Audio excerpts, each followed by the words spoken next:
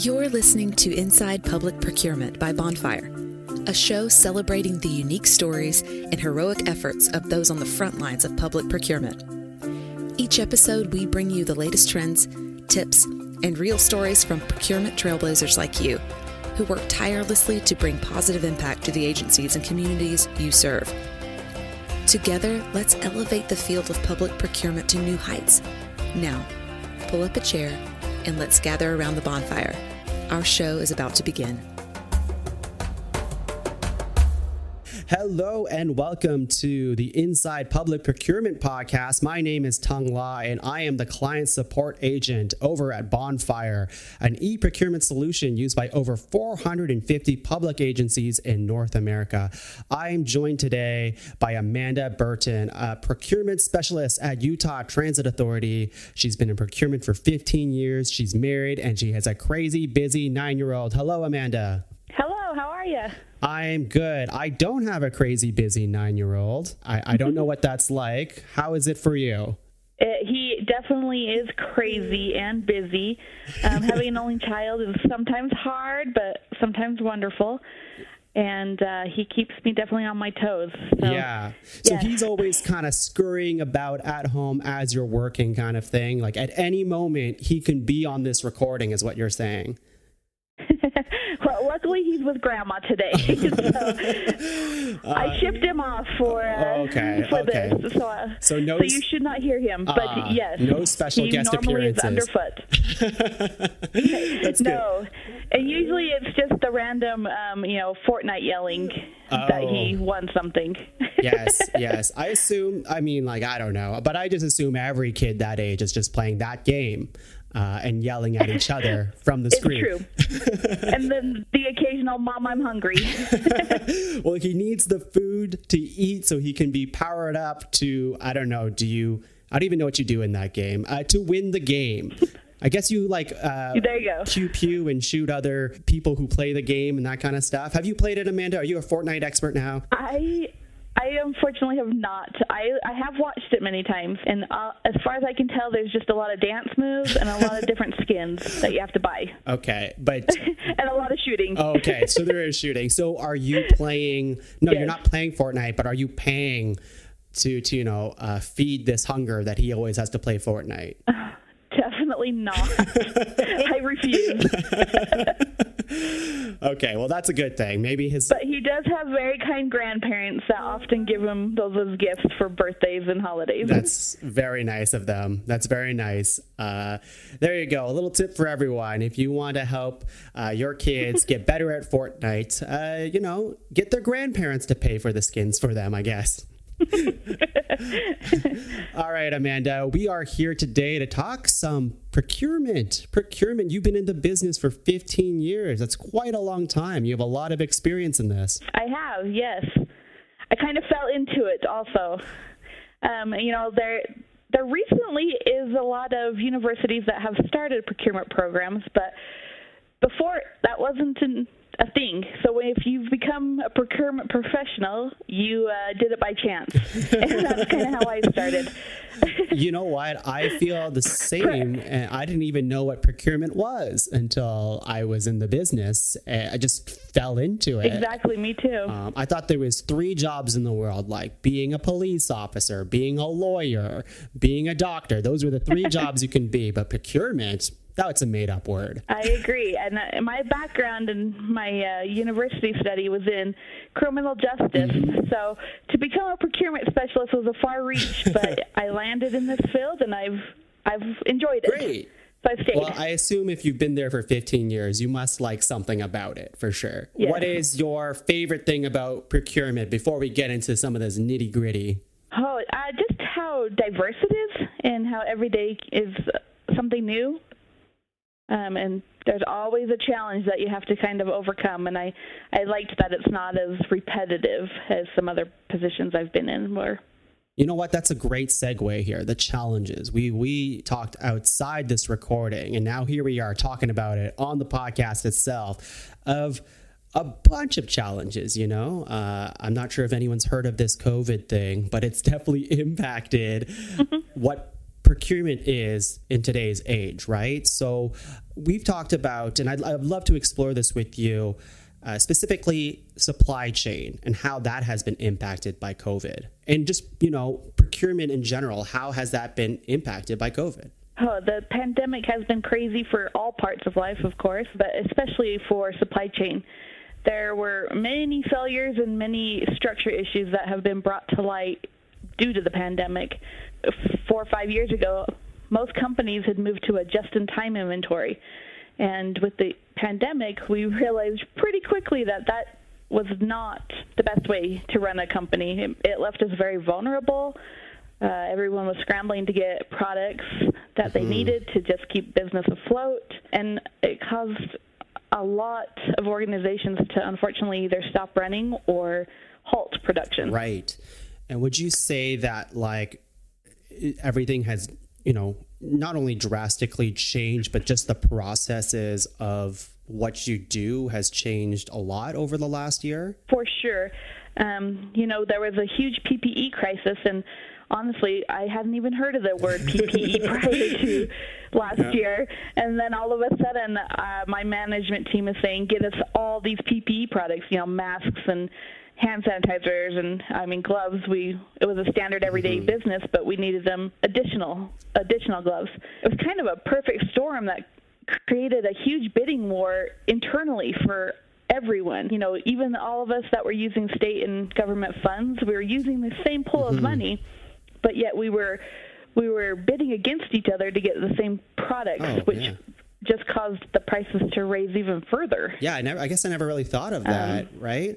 And would you say it got quite heated with this bidding war between organizations? Unfortunately, yeah, it did. There were several times where I was kind of felt like I was being cutthroat, and it made me feel a little bit bad knowing that maybe a possible doctor didn't get something they needed to do a surgery that could save someone's life because, I needed a mask to keep an operator driving a bus. But it was important to keep people moving. But there was a lot of those kind of issues that popped up. And then you had fraudsters pop up almost overnight. The people that were buying a whole bunch of the PPE supplies and selling them at premium prices, or the ones that were selling you masks and mandatory, you have to pay up front or you're not going to get them. And then, of course, product never came. Right. Yeah. So, that was another issue that popped up almost overnight that we had to navigate through. And on the procurement side, being a buyer myself, I'm used to the vendor kind of, wanting my business. And all of a sudden, a whole bunch of vendors didn't want my business because they didn't have product or they couldn't help me, and that was very odd flip for me to be the one that was kind of begging for them to sell to me versus them wanting to sell to me. And now, it's been a year and a half since everything has kind of shifted. Would you say at this point you've kind of got back control and you have better bearings around stuff, or are you still being overcome by a lot of challenges that you've never seen before? I think the challenges have shifted. I do think the PPE challenge has kind of leveled out. We were able to get supplies again, and a lot of places aren't needing them again. So that's definitely helped. But now I feel like the shift has been more towards the shipping issues we've had. We had all the backups because everyone started ordering online, and the shipping containers were, not being made, which caused a shortage. And then we had the ports that were, stopped basically because of traffic. And that has still very much slowed down our business. And it's made it very hard to get a lot of products that we typically have gotten and taken for granted for getting so easily. Yeah, I guess it's going to be just challenge after challenge. And after all, when COVID just passes, we'll say it passes, and everything's in a world where it kind of resembles to what it was in the past. Maybe we can get to a place where I guess things will be easier for you to procure again, and you can go back to those little processes. Or do you think everything now that has happened is going to just shift from here on out? I kind of hope there are some things that stay shifted. I think that this was a big eye-opener for a lot of us to kind of get out of the norm. It showed me personally how important vendor relationships are. Suddenly those mom and pop shops that I kind of overlooked a little bit were my main go-tos. If I could run up the street and get something, that was my main go-to. And people kind of came together to, make masks. I had a vendor that typically sells me upholstery for my seats, stopped production on those and made me 30,000 masks, sewed them. And so it was impressive that people were able to shift gears like that to help. And I hope that stays the same, that people are willing to shift to help out and help each other. Okay, so let's talk a little bit about the failures and wins and just basic innovation in procurement, specifically in regards to like how you've been dealing with your entire career. You've had many wins, many losses, and you must have had to, and you've already kind of mentioned that you had to innovate even over this past year. I guess if we wanted to dive into that a little bit deeper, what is a failure that you think everyone is heading towards in procurement, and how you can kind of give them a tip on how they can kind of stop that? Yeah, innovation is, like you mentioned, very important in the world of procurement. Many times vendors come to us with their new ideas. They're not going to go straight to the end users. They come to us. And if we listen with a non-judgmental ear, we're able to push ideas to the forefront and hopefully better our processes. But a lot of times, I know for myself, we get busy, we get comfortable with current suppliers, and we don't always listen. And then we don't do a great job of, pushing that innovation. I think one of the great things that has come out of last year is the ability to get out of our heads and kind of look at our standard business practices and look outside for different innovations and different ideas. And I know, me personally, it has changed some of the things that I've bought, and we don't plan on going back to, the same old. We plan on keeping some of the new ideas that we have and push that a little further. And I just worry that business as usual isn't always best, and we need to continue looking outside and looking for opportunity. And that's what I try and do all the time. And if you do that, there will be failures. I mean, there are ideas that are out there that you might fail at, but there are definitely wins too. I mean, I guess it comes down to anything in life. You can't just keep doing the same thing forever. Not only does it get stale, but there's always the world changes, so you kind of have to change with it. So you have to be able to push new ideas, try new things, and like you said, you will probably fail at a lot of these ideas, but the wins that come out of it always kind of tip that scale in a way that's like, oh, that was totally worth all the failures because we got this big thing out of it, this big win, right? Yeah, I have an example of such a win and fail. When I first about 3 years ago, I should say, maybe 4, my boss and I started looking at ways to help our maintenance staff with an issue they were having, which was every time a mechanic left their station to go get something from the parts room, it was about a 20-minute to 25-minute delay because, our parts rooms on the buses and trains are huge. So it was like a 5-minute walk to the station, a 5-minute walk to talk to the clerk, a 5-minute chat with the clerk. You passed the break room and the bathroom. So every time they needed a simple product like a new glove or a WD-40, they would take sometimes up to 20 minutes. We looked at the industry and saw that many companies, not transit-based, but other companies, were using these vending machines. They're parts vending machines. So we pitched this idea to my company, and we got many pushbacks and many, this will never work. We are a company that has a union, and so there were a lot of issues around, are we taking away union positions and union jobs and union work? So we got told no several times, but we kept at it, and we kept changing our model on how this could work for us. And it took us almost a year and a half, but we were finally able to implement some vending machines. It looks a little different than we had originally planned, but it is a huge success now. We have these vending machines with everyday product that, the PPE that we use every day, the pens, the papers, the WD-40, like I had mentioned, the the just everyday stuff that the mechanic needed really quick, and put it right in all of our pits, and then we also put them in all the halls.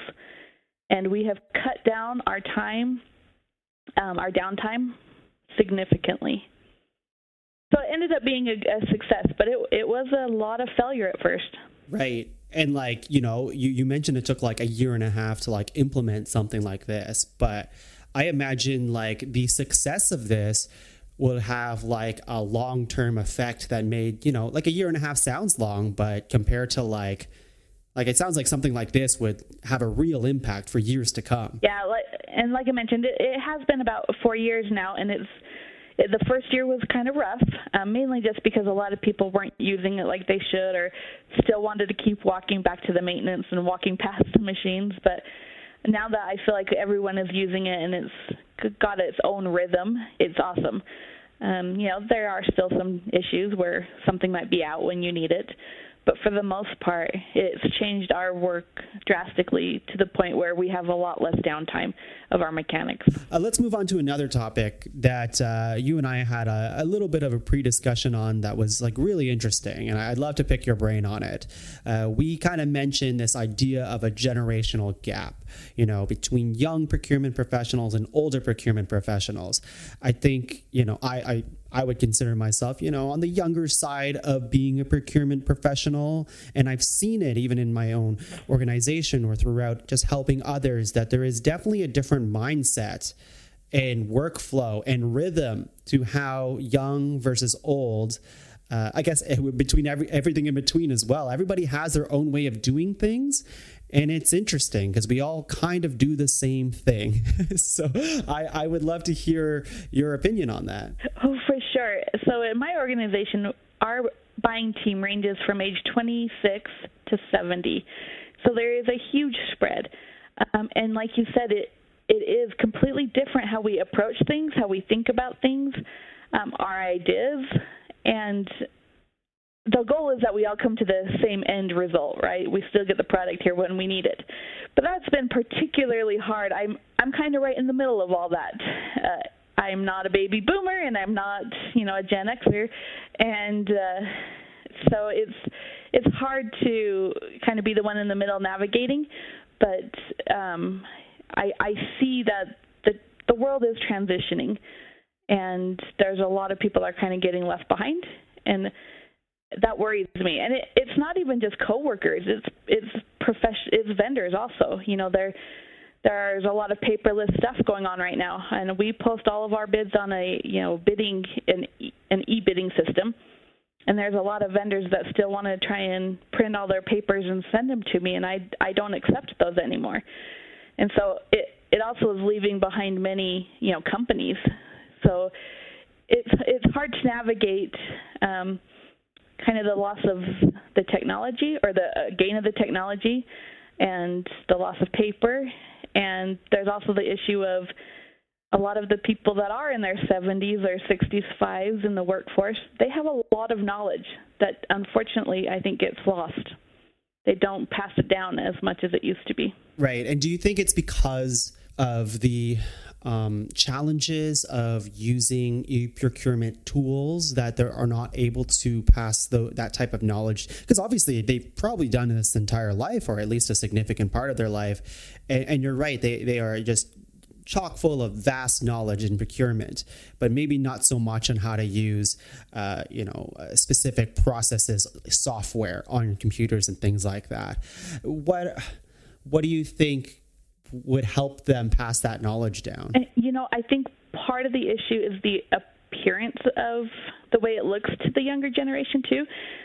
They're thinking, well, if they can't even do a spreadsheet, how intelligent can they really be in procurement? And so I think there's that issue too, where they presume, we presume that just because they can't do something electronically as good as I can, they're not as smart as I am. And I see that happen quite a bit at my work. And so it's the ability to shift our thought process into what are your strengths and what are my strengths, and how can we, combine those to make us all strong. And it's true. I work with people that have been in my company 32 years. And they come to me a lot to say, hey, how do I send this email? Or how do I vote on this voting thing that came through? And I show them, and sometimes I think to my head, how have you been in the business for this long and don't know that? But then if I have any procurement question that pops up, they are my first go-to. Right, because they know their stuff. They just might not know how to implement their past knowledge into the new way of doing things, perhaps. And then I see the struggles with kind of the younger generation coming in too, and almost, they have the degree that I don't have, specifically in procurement. And so there's like an entitlement that I see with that too, but I understand that because you did go through more schooling than I did. I totally understand that. But at the same time, I've been doing this for 15 years and I've learned some tricks. So you might want to listen, because unfortunately the school books don't teach you real life stuff a lot of the times. So I don't expect you to know this answer, but how can we best bridge that gap between the young generation who, you mentioned, they might have got a degree in procurement. Were there even degrees in procurement back then? I feel like there's new degrees popping up every single day. But they have a degree and they have this gung-ho energy about them, which is good. And they know a lot of technology and all this stuff. But you might be right there. They also might appear more entitled to things because they have this like self-importance and knowledge that they think they have, even though they don't have that real world experience yet. And then you have the older generation who's been doing it for a very long time. Maybe it's that thing that we were talking about before where, you kind of stay the course almost, and you're not willing to accept and innovate on new ways of doing things. In this case, it would be technology. So how do we bridge that gap between old and new? And that is the question everyone's asking these days in business, isn't it? How? And unfortunately, I don't know if that's easily answered these days. I think it's quite a struggle, and I know in our company it rears its ugly head quite often. But we try, like I said, our main try is to make sure everyone has a strength, and we know what each other's are, and we can hopefully play towards that. And we all know our weaknesses too, and we make sure that we help each other with their weaknesses. So really just help leverage each other and do the best you can. Or Amanda, it sounds like you answer questions from the young and the older generation. So maybe they should just keep going to you as the solution. I do. And maybe that's the middle child in me. I had an older sister and a younger sister. So maybe that's just always being in the middle. I've always kind of held that role. You have to be the peacekeeper between both sides, right? So, yeah, I love it. All right. I am sending everyone to you, Amanda. Oh, heavens. Okay, one more question here. And we've talked a lot about the things that have changed, but one of the things that we haven't really touched upon is specifically funding and budgeting. And we also want to explore or talk about, working closely with government, or even, it doesn't even have to be government. We can be even more broad than that. There's something out there, an entity over there that's kind of overseeing the actions of what you do. How do you navigate all that? So public procurement is a very unique, challenging environment, mainly because of all the oversights that we have, all the rules and laws we have to abide by, and the approval processes. One of the main things is being transparent. Transparency is wonderful. I'm all about knowing what public funds are spent for what. However, in the professional world that I deal with, it makes it hard sometimes because it can also give vendors a very big advantage. I'm going out to bid on something, and they can look at any other state agency, any other government agency. They can look at all of our folders on past procurements and see what we paid, who we awarded to, and kind of exploit that. Come in $2 less than our incumbent, even though they haven't really vetted whether they can do it for $2 less. And so it causes some challenges there. Like I wish they would all start from what can I actually do this job from instead of can I win this bid? And because sometimes you get into contracts with vendors that were low bidders that they actually can't do the work, and then you end up in a change order, war, trying to figure out if we can add prices or negotiate some stuff. And so transparency has a unique issue with that. Right. However, it is wonderful to be able to see what public funds are being spent. So I do understand the need for it.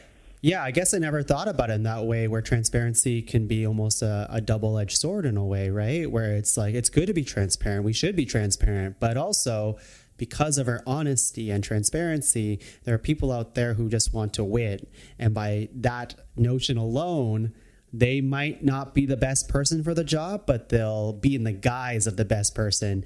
And how far along do they get to in the process? You know, you might already award them, and then it's only then that you realize they can't do the job. So that must be challenging for sure. How do you screen that? Well, so we do have different types of procurements we can do. You know, we have what we call a request for proposal, where it's based on technical, not necessarily price. But even then, you know, if we've been very transparent about what technical factors we expect, they can copy and paste their technical into the proposal. And it's really hard to say for sure, can you do this? So, you know, we are just constantly trying to verify vendors' abilities, which makes it challenging. We also have a board. I don't know, you know, a lot of companies don't, but some do. But we have a board that we have to answer to. And that can be extremely challenging sometimes because, you know, the board only meets, they're kind of an outside agency or an outside source, and so they only meet maybe once, twice a month.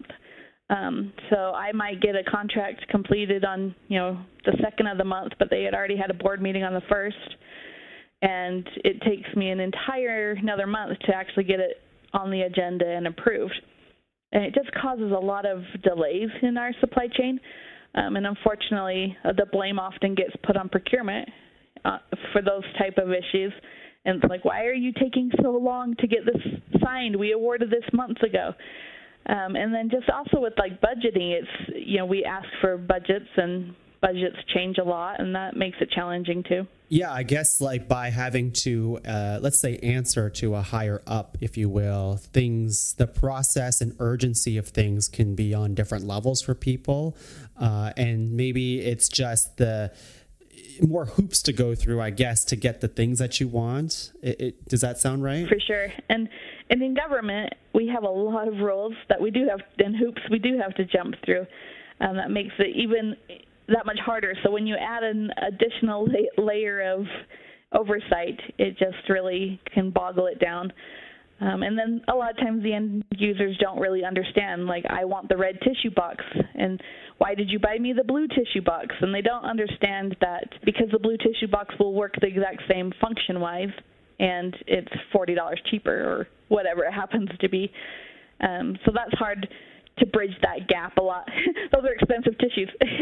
Would you say there is, like, you know, conversely, we talked a lot about, like, let's just say the challenges there is to work with, you know, a big entity overseeing actions and stuff. Would you say there's also advantages as well by having that entity close by? For sure. There's always some positives and negatives to everything. So, yeah, like our board helps to keep us safe and spend public funds transparently in the way we're expected to. So that there is that, and, you know, that is very important. Yeah, absolutely. All right. So is there anything else that you want to say on the scope of, you know, we've talked about supply chain and how that's been impacted by COVID. We talked about some wins and losses over here and how you overcame those challenges, the generational gap. We spent a little time on that, and as well as then funding and budgeting. Out of those topics that we explored today, is there anything else you want to say about that? I guess a few takeaways would just be, you know, to my fellow procurement professionals, hang in there. Ask for help from each other, and, you know, from all the procurement agencies and from vendors. Listen, take new ideas, and run with it. And then for those that aren't in procurement, I guess just be patient with your coworkers, and in procurement. Be patient with your coworkers. We all have differences. You know, focus on each other's strengths. And be patient with buying things, and make sure that you know what you want, and know that we'll try and get you what you want when you want it. Just have to make sure it's also within the laws we have to follow. Of course. Yes, that makes sense. Please make it legal. We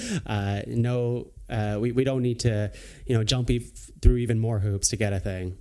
Right. And no job's worth going to jail for. So no, I don't keep think it legal. so. Well, Amanda, this has been such a lovely conversation. For the people out there who want to use Amanda as the middle person in your, if you're a young procurement professional, old procurement professional, Amanda who will do it all. No, I'm just kidding. Don't contact her for those reasons. But Amanda, if people do want to contact you and get in touch with you, how can they do that? For sure. You can email me at aburton@rideuta.com, which is aburton@rideuta.com. And I'm happy to answer any questions and be the middle person if you need me to. How about questions on Fortnite? Will you answer those finally? Absolutely not. I get enough of those. Well, this has been such a lovely conversation with you, Amanda. Thanks, everyone, for listening to an episode of Inside Public Procurement. My name is Tung once again, and we'll see you guys on another episode. Procurement professionals like you are the lifeblood of public sector organizations, dedicated not only to supporting your agency, but the constituents you serve. That's why we've created the Inside Public Procurement podcast here at Bonfire, a unique place where you can share stories and discuss the topics that matter to public procurement pros. From digitization and the future of public procurement to ensuring a fair and transparent process, we're all about finding new strategies to help your agency succeed. Join us at gobonfire.com to learn more. You've been listening to Inside Public Procurement by Bonfire. If you like what you've heard, make sure to subscribe so you never miss an episode. And if you have an idea for an episode or want to come on as a guest, email us at hello@gobonfire.com. Thanks for tuning in. We'll see you next time.